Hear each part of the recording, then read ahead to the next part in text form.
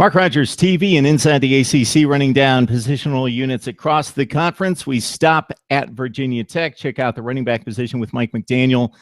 And Mike, Travon McMillan as a freshman, the most dynamic runner we've seen in Blacksburg for a handful of years, really turned it on with 1,000 yards, 5.2 per carry. Nice to see an explosive guy back in the backfield for the Hokies. Yeah, definitely. It's pretty interesting when considering the fact that Virginia Tech's offense, when they were really good back in the early and mid 2000s, I mean really good, when they were going to big-time bowl games every year, they had a solid rushing attack. They had multiple guys who could really go the distance for you. The last few years, Virginia Tech didn't have that. Since David Wilson graduated in 2011, he was the last 1,000-yard rusher Virginia Tech had. The Hokies really have struggled to run the football. It's been kind of revolving door tailback. J.C. Coleman, obviously, that didn't work out. He got a lot of playing time, but never really seized the job all for himself. The Trey Edmonds experience, I call it an experience because he could never really stay on the field, and when he was, you weren't sure how often he was going to actually get the ball handed to him, and whether or not he was actually going to break a lot of runs free. And he has since transferred to Maryland. But last year, Virginia Tech finally found a solid running back, guy that could really be the bell cow back for years to come, in Travon McMillian.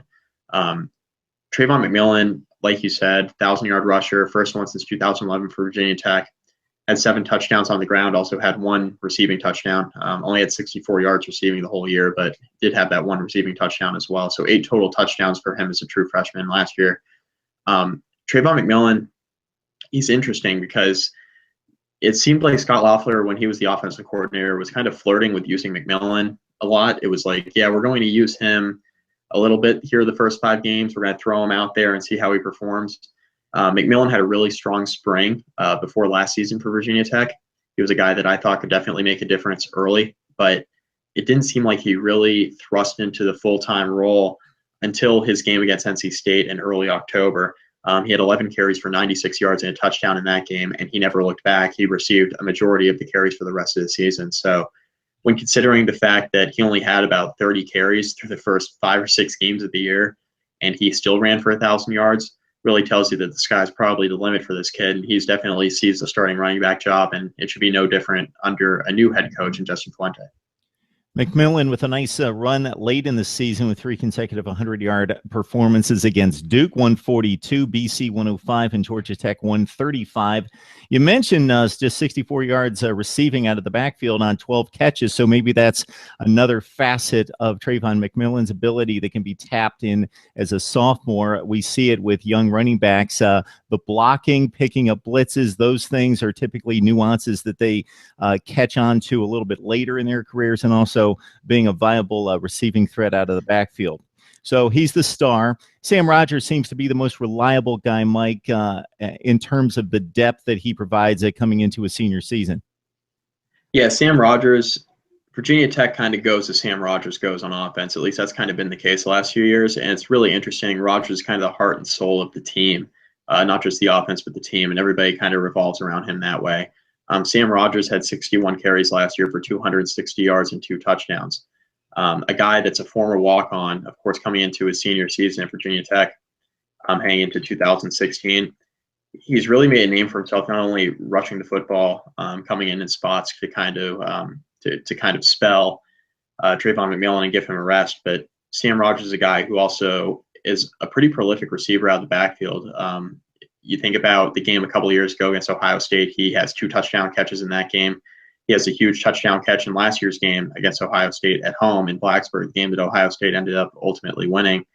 Rogers broke that huge catch down the sideline, the 51-yard touchdown reception in the first half that really got the Hokies going on offense. So Sam Rogers is a spark plug, a guy that you don't really expect to be quite the difference maker that he is, but I'm pretty excited to see what he does, not only rushing the football, but receiving the football as well. And the Justin Fuente offense, he has really good hands for really he's considered a fullback. I see him as more of a running back. He carries the ball more like a running back anyway. Kind of a poor man's Toby Gerhart almost, with better hands out of the backfield. So I really like Sam Rogers. I'm really excited to see what he does in the Justin Fuente offense. But I think if you're looking for a guy that's going to run and receive the ball, look no further than Sam Rogers as the former walk-on will definitely make a difference in this year's Hokie squad. Trey Edmonds moves on after gaining just under 200 yards. He's off to the Big Ten in Maryland. A couple of guys that are interesting, Mike, in regards to getting significant playing time and being fairly productive back in 2014, but coming off injuries. Marshawn Williams is a guy that had his best game against Miami in 2014, 21 carries, 100 yards. Also hit up Western Michigan for $119 and leading the team in rushing. Of course, McMillan's established. They're not going to take his job, but you've got McKenzie and Williams providing some possible depth if they can come back from injury. Yeah, I mean, we saw a little bit of Shy McKenzie towards the end of last year, but he really only ended up carrying the ball 13 times. So Shy McKenzie coming off a year in 2014 before he tore his ACL, I believe it was an October game where he injured his knee. He had 270 yards and 3 touchdowns rushing, and he was sharing the load with Marshawn Williams, with J.C. Coleman, with Trey Edmonds. I mean, it was kind of a revolving door at running back during that time. So Shy McKenzie is a guy with a pretty high ceiling, a guy that's definitely going to come in if healthy. He's a big-time running back, a big physical back, 5'11", 215. So he's got the size and the speed when healthy to definitely make a difference. Marshawn Williams, he's still recovering from that knee injury. So he injured his knee a little bit later in the 2014 season when he was a freshman. Shy McKenzie injured his knee a lot earlier, so he was able to come back and actually play a little bit last year. That wasn't the case for Marshawn Williams. He took a medical red shirt, and then he missed this past spring. So he's still recovering, still not all the way there as far as the full strength in that knee goes, the mobility that he wants. It'll be interesting to see if Marshawn Williams will end up making a difference this fall. It was a pretty tough knee injury, tore an ACL and MCL. Whenever you tear multiple ligaments in your knee, it's pretty tough to come back from.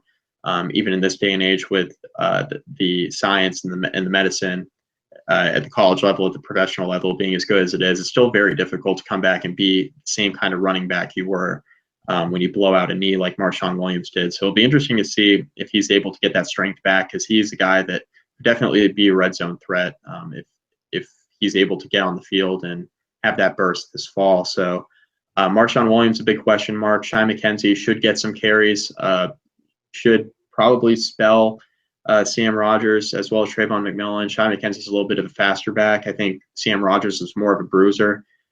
His role definitely, Sam Rogers' role definitely expands with Marshawn Williams being out. The fact that Sam Rogers can catch the ball out of the backfield makes him the threat that he is. So kind of a two-headed monster, and then Shy McKenzie also getting some playing time as well. And then Marshawn Williams, if healthy, we're just going to have to see if he's able to play. But right now, it doesn't look as if he's going to be fully healthy, at least at the start of the season. So we could see another scenario where he misses a lot of time here in 2016, and they'll try to hope to get him back on the field in a more expanded role in 2017. Deshaun McCleats, most likely a long shot to get into the mix. Reggie Floyd, a guy to look forward to 2017 and beyond, just signed in this past February recruiting class out of Quicksburg, 40th rated running back in the nation, according to ESPN. So it's Travon McMillan's show in 2016. Maybe he pushes the likes of Elijah Hood and Dalvin Cook for some all-conference consideration if he can continue to ascend. Mike McDaniel from inside the ACC breaking down Virginia Tech at running back. Thanks a lot, Mike. All right, thank you, Mark.